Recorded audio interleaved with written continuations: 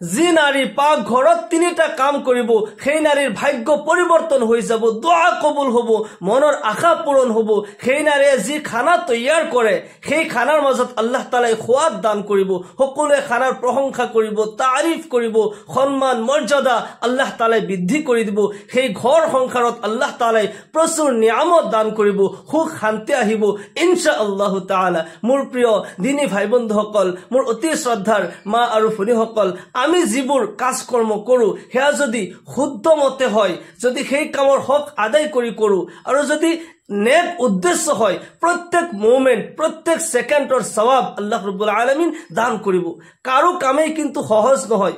যিদৰে এজন পুৰুষে দিনভৰ মেহনত মজদুৰি কৰি পৰিয়ালৰ বিবি বাচ্চাৰ কাৰণে খানা পিনাৰ যোগাৰ কৰে, ঠিক তেনেদৰে আমাৰ মহিলা মা ভনীসকল গোটেই ঘৰখনৰ জিম্মাদাৰি সাম্ভালে, ল'ৰা ছোৱালীৰ খিদমত, স্বামীৰ খিদমত, ঘৰৰ সকলো কাম আমাৰ মহিলা মা ভনীসকলে কৰে। সেই কাৰণে যদি সেই কাম কৰোতে আমাৰ উদ্দেশ্য নেক হয়, যদি সেই কামৰ হক আদায় কৰো, তেতিয়াহলে প্ৰত্যেক মোমেন্টৰ সওয়াব আল্লাহ ৰাব্বুল আলামিন দান কৰিব। আমাৰ মহিলা মা ভনীসকল যেতিয়া পাক ঘৰত কাম কৰিবলৈ যায়, কাজ কৰ্ম কৰি থকা অৱস্থাত এই তিনিটা আমল আপুনি কৰিব লাগে। বহুত কষ্টৰ আমল নহয়, অতি সহজ আমল হয়, কিন্তু ইয়াৰ ফজিলত বহুত বেছি হয়। দুনিয়াতো ইয়াৰ ফায়দা, আখিৰাততো ইয়াৰ ফায়দা আল্লাহ ৰাব্বুল আলামিন দান কৰিব। যেতিয়া আপুনি পাক ঘৰত কাম কৰিবলৈ যায়, পাক ঘৰত সোমোৱাৰ আগত, পাক ঘৰ মানে হৈছে য'ত নেকি পাক কৰা হয়, খানা বনোৱা হয়, খানা তৈয়াৰ কৰা হয়।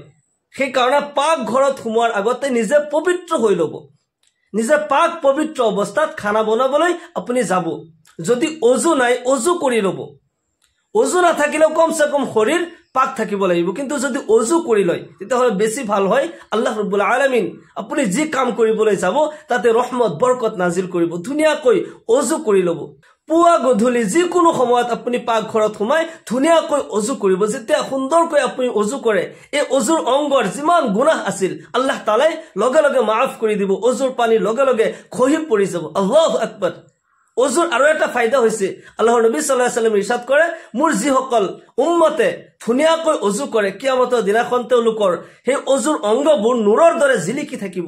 মই দূৰৰ পৰা দেখিলেই চিনি পাই যাম সেইসকল মোৰ উম্মত হয়, মই শাফাআত কৰি জান্নাতত প্ৰৱেশ কৰাই দিম। আল্লাহু আকবাৰ। চাইছেনে কিমান ফজিলত হয়? সুন্দৰ কৰি অজু কৰিব। অজুৰ পিছত আকাশৰ পিনে চাই কলিমা শাহাদাত পাঠ কৰিব, আশহাদু আল্লা ইলাহা ইল্লাল্লাহু ওয়া আশহাদু আন্না মুহাম্মাদান আবদুহু ওয়া রাসূলুহু। অজুৰ পিছত আকাশৰ পিনে চাই কলিমা শাহাদাত পাঠ কৰিলে আল্লাহ ৰাব্বুল আলামিনে কয়, হে জান্নাতৰ ফেৰেশতাসকল, হে ৰিজৱান, হে সকল বান্দা বান্দিৰ কাৰণে জান্নাতৰ সকলো দৰ্জা খুলি দিয়া। তেওঁলোকে যি দৰ্জা দি ইচ্ছা কৰিলে প্ৰৱেশ কৰিব পাৰিব। সুবহানাল্লাহি বিহামদি। সেই কাৰণে যেতিয়া অজু কৰে, অজুৰ পিছত আকাশৰ পিনে চাই কলিমা শাহাদাত পাঠ কৰিবলৈ কেতিয়াও নাপাহৰিব। অজু কৰি কলিমা শাহাদাত পাঠ কৰি যেতিয়া পাক ঘৰত সোমাই, এক নম্বৰ আমল হৈছে পাক ঘৰত সোমাওতে আপুনি সালাম দিব। আসসালামু আলাইকুম, সালাম দিব। আপুনি হয়তো প্ৰশ্ন কৰিব পাৰে, পাক ঘৰতনো কোন থাকে? খালী ঘৰ, কোনো নাথাকে, সালামনো কাক দিম? মনত ৰাখিব, যদিও কোনো মানুহ নাথাকে সেই ঠাইত আল্লাহৰ ৰহমতৰ ফেৰেশতা নিশ্চয় থাকে। আপুনি যেতিয়া সালাম দি সোমাব, আল্লাহৰ ৰহমতৰ ফেৰেশতাসকলে আপোনাৰ সালামৰ জবাব দিব। আমি খালী ঘৰত সোমালেও সালাম দিব লাগে। যদি কোনো মানুহ নাই, খালী ঘৰত সোমালেও সালাম দিব। নিজৰ ঘৰত আহিছে, কিংবা তো কাৰোবাৰ ঘৰত গৈছে, প্ৰথমতে বাহিৰৰ পৰা সালাম দিব। আল্লাহৰ নবী সাল্লাল্লাহু আলাইহি ওয়াসাল্লামে শিকাই দিছে। নবী সাল্লাল্লাহু আলাইহি ওয়াসাল্লাম এজন সাহাবাৰ লগত মুলাকাত কৰাৰ কাৰণে গৈছিল, গৈ বাহিৰৰ পৰা 3 বাৰ সালাম দিছিল, কিন্তু তেওঁ কোনো জবাব দিয়া নাই, কিয়নো তেওঁ সালামৰ উত্তৰ দিয়াৰ অৱস্থাত নাছিল। যেতিয়া নবী সাল্লাল্লাহু আলাইহি ওয়াসাল্লাম তাৰ পৰা উভতি আহে, 3 বাৰ সালাম দিয়াৰ পিছত আৰু ঘৰৰ ভিতৰত সোমাই যোৱা নাই, বাহিৰৰ পৰা সালাম দি তাৰ পৰা উভতি আহিছে। সাহাবাজন অলপ পিছতেই দৌৰি দৌৰি আহিছে, আহি সালামৰ উত্তৰ দিছে। তেওঁ আৰজ কৰিলে, ইয়া ৰাসূলুল্লাহ, আপুনি মোক ক্ষমা কৰিব, মই সালামৰ উত্তৰ দিয়াৰ অৱস্থাত নাছিলো। নবী সাল্লাল্লাহু আলাইহি ওয়াসাল্লাম আমাক শিক্ষা দিছে যে কাৰোবাৰ ঘৰত যেতিয়া যোৱা ডাইৰেক্ট সোমাই নাযাবা, গৰু ছাগলীৰ দৰে সোমাই নাযাবা, বাহিৰৰ পৰা সালাম দিয়া। এয়া হৈছে ইছলামী ভদ্ৰতা। সালাম দিয়া, 3 বাৰলৈকে যেতিয়া সালাম দিবা, কোনো জবাব নাহে, তুমি তাৰ পৰা উভতি আহা, ঘৰত সোমাই নাযাবা। খালি ঘৰতো যদি সোমাও আমি সালাম দিব লাগে নিজৰ ঘৰতো আহিছো কৰবাৰ পৰা আহিছো সালাম দিও আসসালামু আলাইকুম ওয়া ৰাহমাতুল্লাহ কমসে কম আসসালামু আলাইকুম কোনোবাই যেতিয়া সালাম দিয়ে তেতিয়া সালামৰ আমি উত্তৰ দিব লাগে আল্লাহ তাআলা কোরআনে কারীমত কয় ওয়া ইযা হুয়িতুম বিতাহিয়াতিন ফাহাইয়ু বিআহসান মিনহা আও রুদ্দুহা যেতিয়া কোনোবাই তোমাক সালাম দিয়ে তুমি সেইজনতকৈ উত্তম আলফাজৰ দ্বাৰা উত্তম শব্দৰ দ্বাৰা সালামৰ জবাব দিয়া কমসে কম সেইখিনি শব্দৰ দ্বাৰা তুমি সালামৰ উত্তৰ দিয়া সালামৰ অৰ্থ হইছে আসসালামু আলাইকুম ওয়া ৰাহমাতুল্লাহ এৰ অৰ্থ হইছে আল্লাহ তাআলাৰ পক্ষৰ পৰা শান্তি বৰ্ষিত হোক ৰহমত বৰকত নাজিল হোক ইজনে হিজনক আমি এনেকুৱা দোয়া দিব লাগে স্বামী স্ত্ৰী ইজন হিজনক সালাম দিব লাগে লৰা ছোৱালীয়ে মা বাবাক সালাম দিব লাগে মা বাবাই লৰা ছোৱালীক সালাম দিব লাগে কাৰোবাৰ লগত সাক্ষাৎ হলে সালাম দিব লাগে খালি ঘৰত সোমাই গলেও আমি সালাম দিব লাগে সালামৰ দ্বাৰা মোহাব্বত সৃষ্টি হয় যদি আপুনি পাক ঘৰত সোমাওতে সালাম দিয়ে আল্লাহৰ ৰহমতেৰ ফেৰেশতা সকলে আপনাৰ সালামৰ জবাব দিব আপনাৰ কাৰণে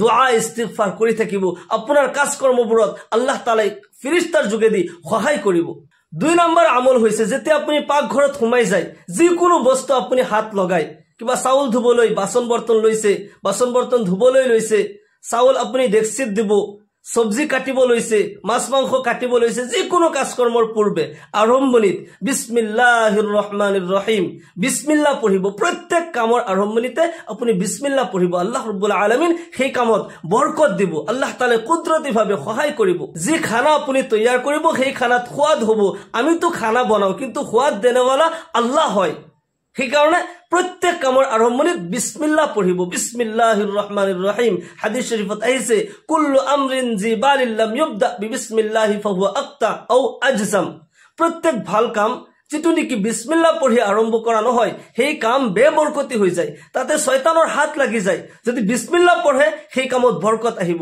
আল্লাহ ৰাব্বুল আলামিন সেই কামত কুদৰতীভাৱে সহায় কৰিব সেই কাৰণে প্ৰত্যেক বস্তুতে যতে আপুনি হাত দিয়ে আপুনি প্ৰথমতে বিসমিল্লাহিৰ ৰহমানিৰ ৰহিম কমসে কম বিসমিল্লাহ এইখিনি কব কমসে কম বিসমিল্লাহ কৈ সেই কাম আৰম্ভ কৰিব আল্লাহ ৰাব্বুল আলামিন কুদৰতীভাৱে সহায় কৰিব তৃতীয় নম্বৰ আমল হৈছে আপুনি যিবোৰ কাজকৰ্ম কৰি আছে এনি টাইম কাজকৰ্ম কৰি থাকোতে এনি টাইম মনে মনে দুরূদ শরীফ পঢ়ি থাকিব সাল্লাল্লাহু আলাইহি ওয়াসাল্লাম সাল্লাল্লাহু আলাইহি ওয়াসাল্লাম সাল্লাল্লাহু আলাইহি ওয়াসাল্লাম এনি টাইম যেতিয়া দুরূদ শরীফ পঢ়ি থাকিব আল্লাহ রাব্বুল আলামিনৰ পক্ষৰ পৰা ৰহমত বৰকত নাজিল হ'ব দুৰূদ শৰীফৰ ইমানে ফজিলত হয় হাদিস শরীফত আহিছে মান সাল্লা আলাইয়া সালাতান ওয়াহিদাতান সাল্লাল্লাহু আলাইহি আশরান ওফি রিওয়ায়াতিন অন্য রিওয়ায়াতত আহিছে যে ব্যক্তি এবাৰ দুৰূদ শৰীফ পাঠ কৰে তাৰ ওপৰত 10টা ৰহমত নাজিল হয় 10টা গুনাহ মাফ হয় 10টা মৰ্যাদা আল্লাহৰ আদালতত বুলন্দ কৰি দিয়া হয় সুবহানাল্লাহ যেতিয়া আপুনি এনি টাইম দুৰূদ শৰীফ পঢ়ি থাকিব আল্লাহ ৰাব্বুল আলামিন আপোনাৰ প্ৰতি ৰাজি খুশি হৈ যাব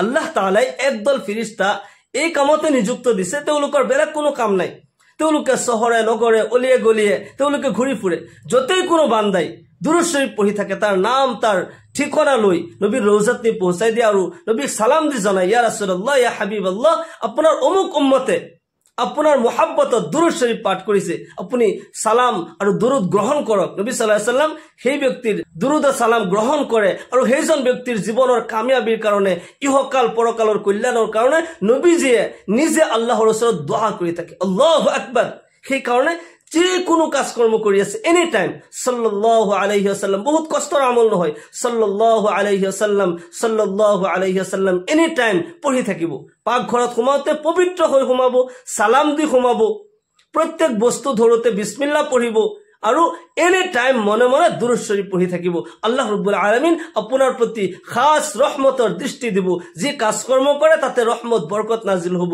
যে খানা তৈয়াৰ কৰে সেই খানাত আল্লাহ ৰাব্বুল আলামিন কুদৰতীভাৱে সহায় কৰিব সেই খানা সোৱাদ হ'ব সকলোৱে আপোনাৰ তাৰিফ কৰিব প্ৰশংসা কৰিব এইখিনি আমল আমাৰ প্ৰতি মা ভনীসকলে প্ৰত্যেকজনে এই আমল সদায় কৰাৰ চেষ্টা কৰিব আল্লাহ ৰাব্বুল আলামিন সকলোকে ইহকাল পৰকালৰ কল্যাণ দান কৰক সকলোৱে আল্লাহুম্মা আমিন وآخر دعوانا أن الحمد لله رب العالمين السلام عليكم ورحمة الله وبركاته